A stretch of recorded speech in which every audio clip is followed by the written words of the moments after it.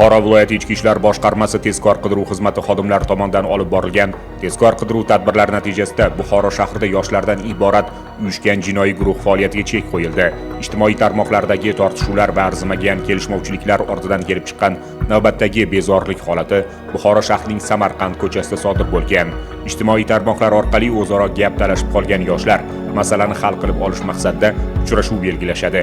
Belgilangan joyga kelgan jabrlanuvchilarni 10-15 nafardan iborat yoshlar guruhi kutib olib, ular bilan janjallashgan. Guruh a'zolari jabrlanuvchilarni shafqatsizlarcha do'pposlab, ularning boshqaruvida bo'lgan oq rangli Nexia avtomashinasiga jiddiy shikast yetkazishgan hamda voqea joyidan yashirinishgan.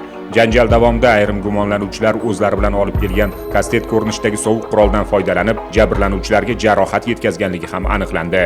Farzandimni tarbiyasiga ozgina bee'tiborligim uchun o'g'lim shu o'rtoqlari bilan shu hodisaga kirib qoldi. Bolasini tergab, farzandini qo'lida, telefoni, uyda qachon kiradi, o'quv markazlarida qana yuradi, o'rtoqlari kim, shuni hammasini nazorat qilib yursalar, menda hozir afsus, pushaymonlik nimasi, dard o'zim onalik sifatida men sizlar hamma onalarga, hamma O'zbekiston nimalariga murojaat qilmoqchimanki, iltimos bolalaringizdan xabardor bo'ringlar. Ushbu jinoyatlarning kelib chiqishiga asosiy sababchi bo'lgan 2009-yilda Buxoro shahrida tug'ilgan Hayotov Samandar Hamid o'g'li hamda 2009-yilda Buxoro shahrida tug'ilgan Tursunov Muzaffar Ilhom o'g'li.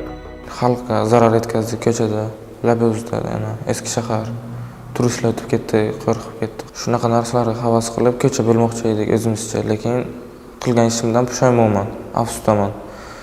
Olib borilgan surishtiruv ishlari natijasida mazkur jinoyatga aloqador jami 13 nafar gumonlanuvchi shaxs aniqlandi.